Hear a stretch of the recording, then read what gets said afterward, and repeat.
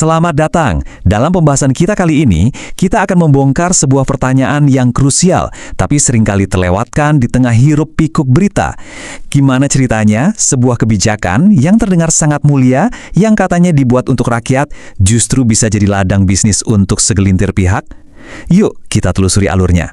Oke, kita mulai dari sini ya. Zaman sekarang kan katanya serba digital, serba transparan. Ada e-katalog, sistemnya online, semua katanya terbuka. Tapi, kok bisa ya praktek markup atau penggelembungan harga yang gila-gilaan gitu lolos begitu aja tanpa ketahuan? Ini kan aneh. Inilah paradoks besar di zaman kita. Teknologinya ada untuk bikin semua transparan, tapi kenyataannya, ya beda cerita.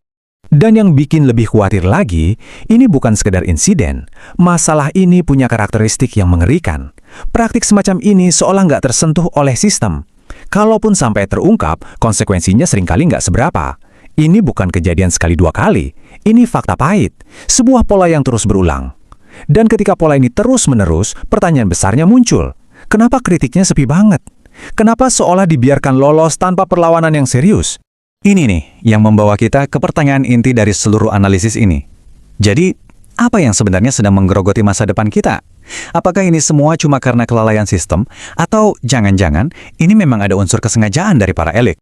Coba deh, kita bedah dua kemungkinan ini. Di satu sisi, mungkin ini murni kelalaian sistem. Bisa jadi sistem yang dibangun itu terlalu rumit, terlalu banyak celah, sampai akhirnya gagal menangkap masalah kayak gini. Tapi, ada kemungkinan lain yang lebih suram. Gimana kalau sistemnya memang sengaja dirancang dengan loophole, dibuat berlubang, supaya bisa dimanfaatkan oleh segelintir orang? Pertanyaannya mungkin kelihatannya sederhana ya, kelalaian atau kesengajaan. Tapi jangan salah, jawaban dari pertanyaan ini punya kekuatan untuk menghancurkan satu generasi. Ini udah bukan lagi soal angka kerugian negara, tapi soal masa depan yang jadi taruhannya. Nah, sebelum kita lanjut lebih dalam, saya mau luruskan satu hal dulu. Penting banget. Analisis ini tujuannya bukan untuk menyerang individu, bukan serangan personal. Fokus kita adalah pada sistem dan kebijakannya, karena disitulah akar masalah sebenarnya. Begini, kita tuh sering lupa, kebijakan publik itu nggak selamanya lahir dari riset akademis yang super objektif dan steril gitu. Justru, lebih sering lahirnya dari mana? Dari ruang-ruang kekuasaan, dari hasil lobby, kompromi, bahkan kepentingan.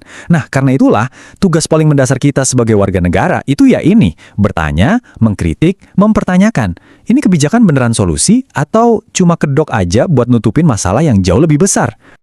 Sekarang, kita masuk ke bagian intinya. Mari kita coba sama-sama praktekkan tanggung jawab tadi. Kita akan bongkar sebuah narasi yang kedengarannya sempurna, tapi sebetulnya penuh celah. Narasi tentang sihir dari kata gratis. Di atas kertas, program untuk rakyat itu selalu terdengar indah kan? Gratis, mudah, merata, untuk semua. Siapa coba yang berani menolak? Satu kata ini, gratis, punya daya magis yang luar biasa. Kata ini bisa langsung mematikan alarm kritis di kepala kita. Tapi, coba deh kita berhenti sejenak dan renungkan. Begitu kita dengar kata gratis, pertanyaan-pertanyaan penting apa yang langsung kita lupakan? Apakah narasi gratis yang terus-menerus dijual ini sebetulnya justru sedang membodohi kita sebagai publik?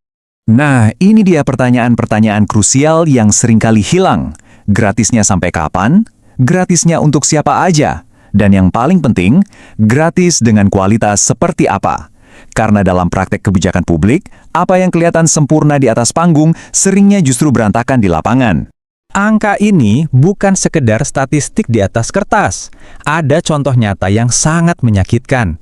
Ribuan anak loh mengalami keracunan dari program bantuan yang katanya mulia.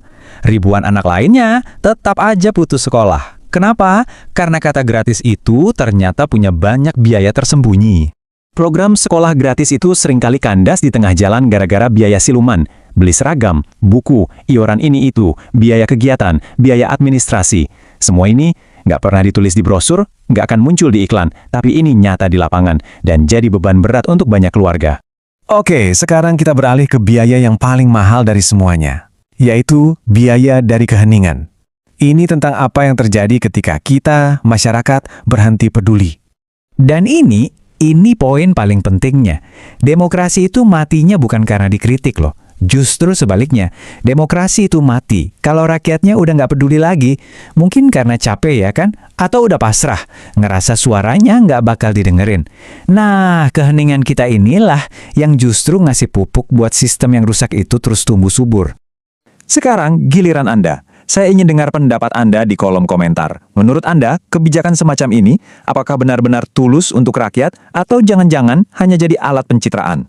Kalau Anda merasa konten kritis seperti ini penting, jangan lupa dukung kami ya, agar analisis seperti ini bisa terus hidup. Sebagai penutup, mari kita sama-sama ingat kutipan ini. Teruslah berpikir, selagi berpikir itu sendiri belum dipungut pajak. Terima kasih sudah menyimak, sampai jumpa di analisis berikutnya.